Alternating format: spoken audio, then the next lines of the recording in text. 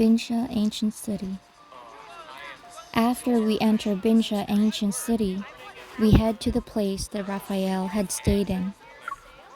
It seems we arrived just in time for the morning market.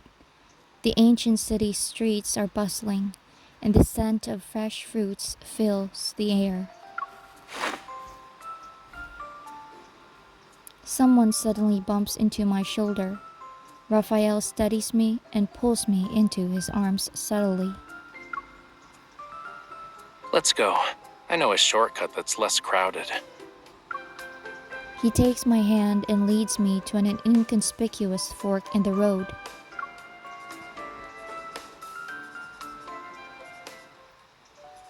I spent a long time admiring the paintings on the walls when I was here.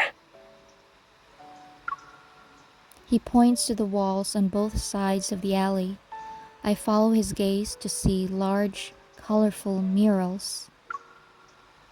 Despite the wear and tear over the years, the flying Apsara remains vivid and dynamic in her pose, with her sleeves fluttering. It's a shame a lot of the plaster fell off. The Apsara mural appears somewhat incomplete. Raphael's hand brushes over the rough, bumpy surface of the wall, finally resting in a hole where the plaster has peeled off. The locals say time is also a part of art. Once a painting is complete, it starts to decay. It's good to protect and restore it, by all means. But then you miss out on the beauty of its transience. What I'm trying to say is that you don't have to feel bad for the peeled parts of the painting. It's beautiful this way too. I have to say your perspective is very unique. But why doesn't this Apsara on the wall have a face? It's clear the artist chose not to paint it. Raphael stops in front of the blank area, pondering before he speaks. Perhaps the artist wants each person who admires the Apsara to fill it in with their imagination. The blank space is the cradle for imagination, and the final brushstrokes of the painting are completed by the viewer. It's something like that, yeah?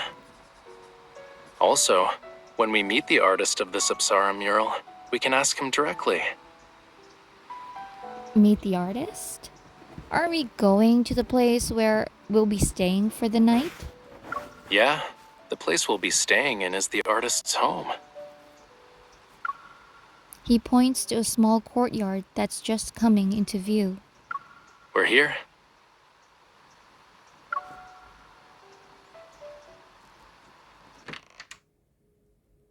Pushing open the courtyard gate, an even more intense array of colors greets us. A huge mural of the flying Apsara is painted on the screen wall. Even without a face, one can imagine her graceful demeanor. This Apsara must be special to the artist, right? With her face covered by a red veil, a lady walks out of the courtyard and greets us with a smile. Are you two my father's guests? He's gone out to paint and specifically instructed me to welcome you. As we tour the courtyard with her, I take the opportunity to ask about the painting. That painting of the Apsara was based on my mother. My father conveyed his love through his paintings. Naturally, he hoped it would remind the viewers of their loved ones. That is why he left the face blank. In an instant, all my questions are answered. I turn to look at Raphael, who's walking behind us. Who do you think of when you saw that Apsara? Huh? After a brief pause, Raphael chuckles and squints as if he had an epiphany. Do you even need to ask? Of course I saw. No, who did I see?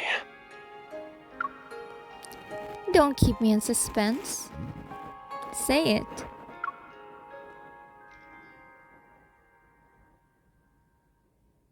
Raphael walks over and pinches my nose. I saw someone who made me fall in love with this land.